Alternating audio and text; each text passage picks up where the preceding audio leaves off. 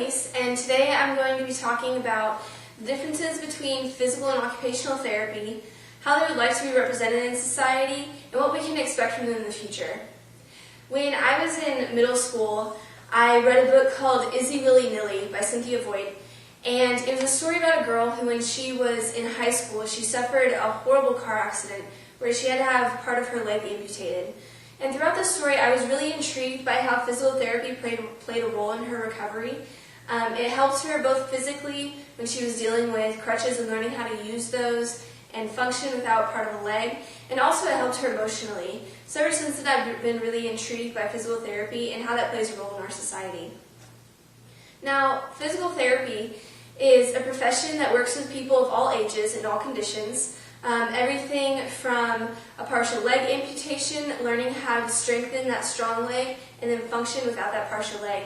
And also all the way down to premature infants and trying to work their limbs so when they're older they'll have as much functioning in those as possible.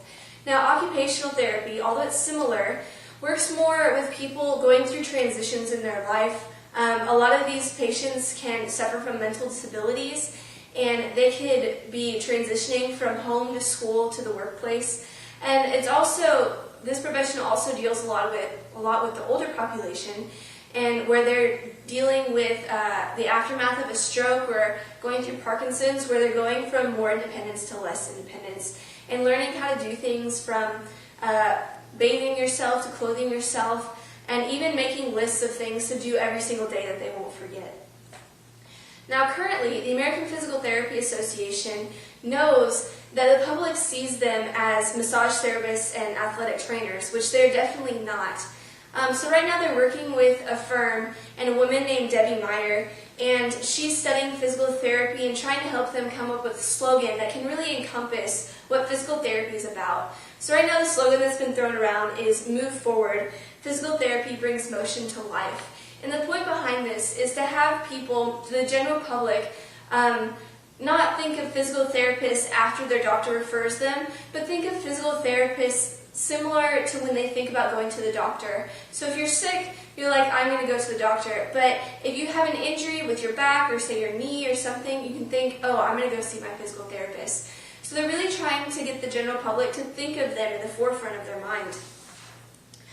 Now, occupational therapy is really suffering from a lack of occupational therapists practicing right now. Part of that is because a lot of people don't know what occupational therapy is.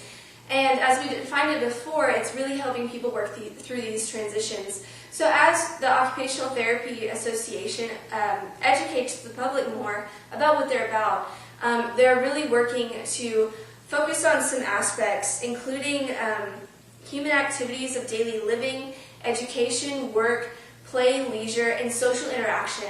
And as occupational therapists really embrace these different aspects of helping people, they'll be more effective in helping their patients through these different transitions.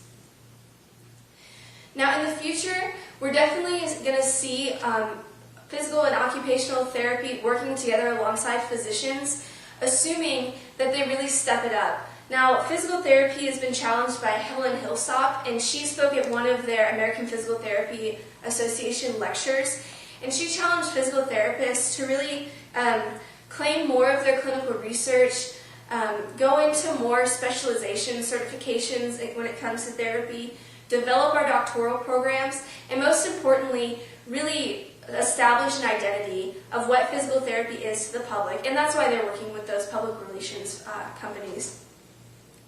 Scott Irwin, who is a physical therapist, is also challenging Physical Therapy Association to do more research.